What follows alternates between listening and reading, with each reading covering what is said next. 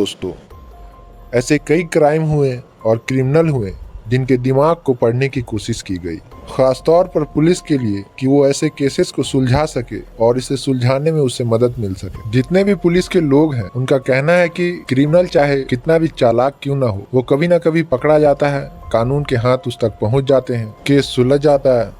लेकिन अगर क्रिमिनल के अंदर ऐसी दो चीजें मौजूद हो तो उसे पकड़ना बहुत मुश्किल हो जाता है। पहली, कि वो क्रिमिनल जिसका कोई गैंग ना हो, वो जो कुछ भी करता हो अकेले ही करता हो, मतलब कि उसका पूरा राज ही उस तक ही रहे। अगर वो चोरी करता है, डाका डालता है या कुछ भी करता है, किसी को वो शामिल ना करे, ना किसी दोस्त को, ना यार को, ना वो गैंग बनाए, तो ऐसे लोग बड़ी मुश्किल में पकड़ में आते हैं, क्योंकि वो खुद ही क्राइम करते हैं और खुद ही अपने राज को सीने में दफन रखते हैं, जिससे बात बाहर नहीं आती है। दूसरा, इस टेक्नोलॉजी के दौर में अगर कोई क्रिमिनल मोबाइल फोन यूज ना करता हो, तब उसको पकड़ना काफी मुश्किल हो जाता है, क्योंकि मोबाइल के जरिए बहुत सारी चीजें पकड़ में आ जाती हैं, लोकेशन पता चल जाती है, किस किस से बात हुई ये पता चल जाती है। तो कुल मिलाकर ऐसा क्रिमिनल जिसके अंदर ये दो खासियत हो, तो उसे पुलिस के लिए पकड़ना काफी चैलेंजिंग हो जाता है। और शायद यही वो दो चीज हैं जिनकी वजह से एक सीरियल और साइको किलर को बकायदा नए नए पुलिस वाले जो भर्ती होते हैं, उन्हें पढ़ने के लिए कहा जाता है और इसे समझने के लिए कहा जाता है। तो दोस्तों, ऐसे ही एक सीरियल किलर के बारे में आइए बात करते हैं। मध्य प्रदेश में एक जगह है जिसका नाम है सागर। सागर में एक लड़का रहता था जिसका नाम था सरमन। बाकी बच्चों की तरह ये भी होता है, स्कूल तक जाता है, पढ़ाई लिखाई करता है, फिर कॉलेज जाता है। माँ बाप चाहते थे कि ये इंजीनियर बने और ये कॉलेज में एडमिशन लेता है, लेकिन उसी दौरान बुरी सोहबत और पैसे की लालच, जल्द से जल्द अमीर बनने की तमन्ना, इन चीजों ने उसको जुर्म के रास्ते पर धकेल दिया। एक साल भी ये मुश्किल से कॉलेज में नहीं बिताता है और कॉलेज छोड़ देता है। इसके बाद ये अपने घर के आसपास कुछ छोटी मोटी चोरियां करता है, कुछ दुकानों में, कुछ किसी के घरों में, अपने दोस्तों के घरों में, और ये पकड़ा नहीं जाता है, जिससे इसका हौसला बढ़ जाता है और ये फिर बड़ी बड़ी चोरियां करने लगता है। फिर अचानक इसे पता चलता है कि अगर हथियार के बदबूले चोरी करें तो और ज्यादा पैसा कमा सकते हैं। फिर इसने अपने शहर के कुछ बड़े बड़े लोगों के बारे में जानना शुरू किया जिनके पास बहुत सारे पैसे हैं। इसी दौरान उसे एक रिश्तेदार के जरिए पता चला कि एक पन्ना में बिजनेसमैन है जिसके पास बहुत सारे पैसे हैं। तो इसने उसे लूटने का सोचा, लेकिन इसे लगा कि चोरी करना अलग बात है और लूटना अलग बात है। लूटने के लिए हथियार की जरूरत पड़ेगी। तो उसने जितने भी पैसे चोरी करके कुछ पैसे इकट्ठे किए थे, उनकी बदौलत उसने एक देसी कट्टा खरीदा। कट्टा खरीदने के बाद इसने उस व्यापारी के बारे में पूरी जानकारी इकट्ठा की, कहाँ जाता है, कब निकलता है, कब आता है। और इसी बीच उसने मौका देखकर उस व्यापारी के पास पहुंचता है। उस व्यापारी के पास एक बैग रहता है जिसमें 5 लाख रुपए रहते हैं। वो उसे कट्टा दिखाता है और धमकाता है, और न सिर्फ धमकाता है बल्कि गोली चला देता है और पैसे लेकर भाग जाता है।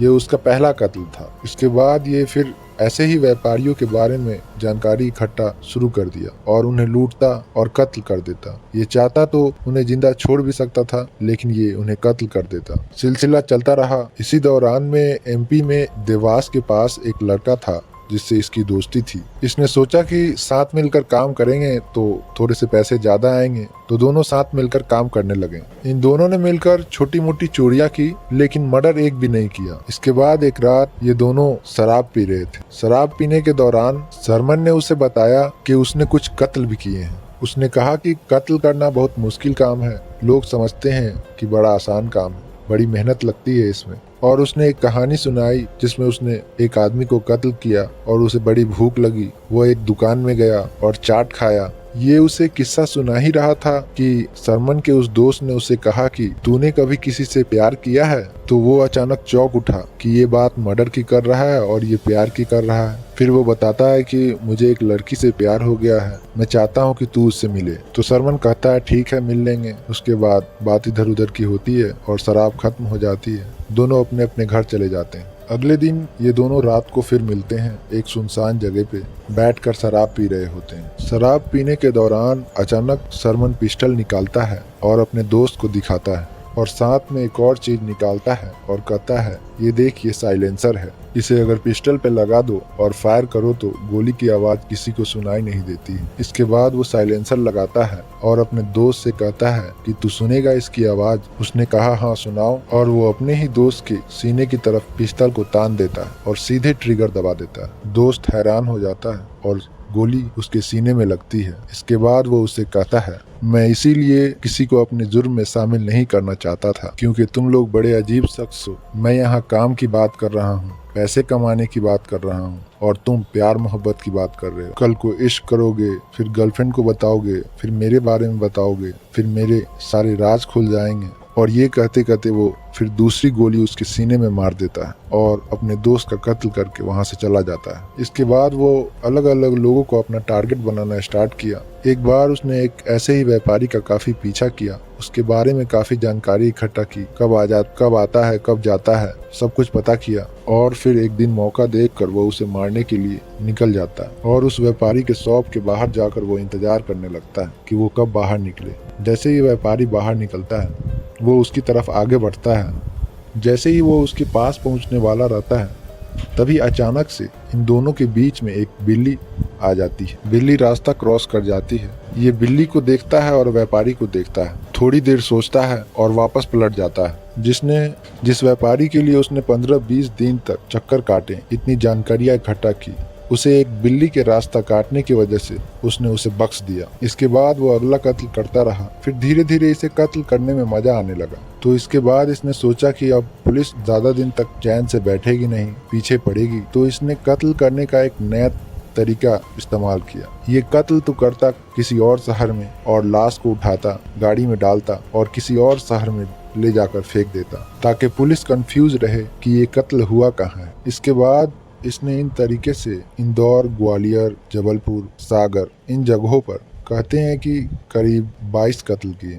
इसी दौरान इतने सारे कत्ल करने के बाद ये एक बड़ा हाथ मारना चाहता था। इसके लिए इसने चुना सतना के एक मशहूर जौहरी जिनका नाम था रामदत्त सहनी। रामदत्त सोहनी के बारे में इसने काफी जानकारी हासिल की, कब, कहां और कैसे निकलते हैं। सारी जानकारी के बाद 25 जुलाई 2011 को इसने तय किया कि रामदत्त सहनी को लूटेगा और मारेगा। सतना में एक इलाका है जिसका नाम है मुख्तियारगंज, वहाँ इनकी शॉप थी। सुबह करीब 10 बजे रामदत्त सहनी अपनी शॉप पे पहुँचते हैं। इत्तेफाक से उनकी पत्नी भी उनके साथ थी। ये उनको देखता है और सीधे उन पर गोली चला देता है। पत्नी को गोली लगती है और गोली लगते ही वो गिर जाती हैं और उनकी मौत हो जाती है। गोली रामदत्त को भी लगती है लेकिन वो हिम्मत नहीं हारते हैं और वो सीधे इस पर टूट पड़ते हैं और उसे पकड़ने की कोशिश करते हैं। गोली की आवाज सुनकर आसपास के दुकानदार बहादुरी दिखाते हैं और आते हैं और उसे पकड़ने की कोशिश करते हैं। छीना झपटी में उसके हाथ से पिस्तौल गिर जाती है और लोग उसे पकड़ लेते हैं, काफी पिटाई करते हैं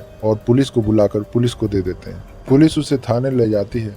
जैसे वो थाने पहुंचता है वहाँ पे जो सबसे सीनियर ऑफिसर होते हैं उन्हें देखते ही वो हाथ जोड़ लेता है और कहता है कि आप सर मुझे नहीं मारिए, मैं आपको जो भी बताऊंगा वो सच सच सारी बातें बता दूंगा। जितने भी क्राइम मैंने किए हैं सारे क्राइम के बारे में मैं आपको बता दूंगा। तो पुलिस वालों को लगा कि ये उसे गुमराह कर रहा है, लेकिन उन्होंने कहा कि चलो ठीक है बताओ। तो बात रामदत्त और उसकी पत्नी को गोली चलाने की थी। तो पुलिस को लगा कि ये उसके बारे में बताएगा, लेकिन ये 5 साल पहले से अपनी कहानी स्टार्ट कर देता है। मध्य प्रदेश के इन शहरों में इन तारीख को उसने इन लोगों को मारा और लूटा, सारी बातें वो बताना शुरू कर दिया। तो पुलिस हैरान हो गई। फिर पुलिस ने हर एक शहरों में की पुलिस से जानकारी इकट्ठा की इन तारीखों को, तो सारी बातें सही निकली और इस तरीके से सतना पुलिस को एमपी का सीरियल किलर मिला जिसने खुद अपनी कहानी सुनाई 22 कत्ल की और ये आज ग्वालियर सेंट्रल जेल में उम्र कैद की सजा काट रहा है। दोस्तों, आज भी जितने भी नए पुलिस वाले भर्ती होते हैं उन्हें इस सीरियल किलर की कहानी की गैंग ना बनाना, मोबाइल ना यूज करना, सारे चीजों के बारे में पढ़ने के लिए कहा जाता है।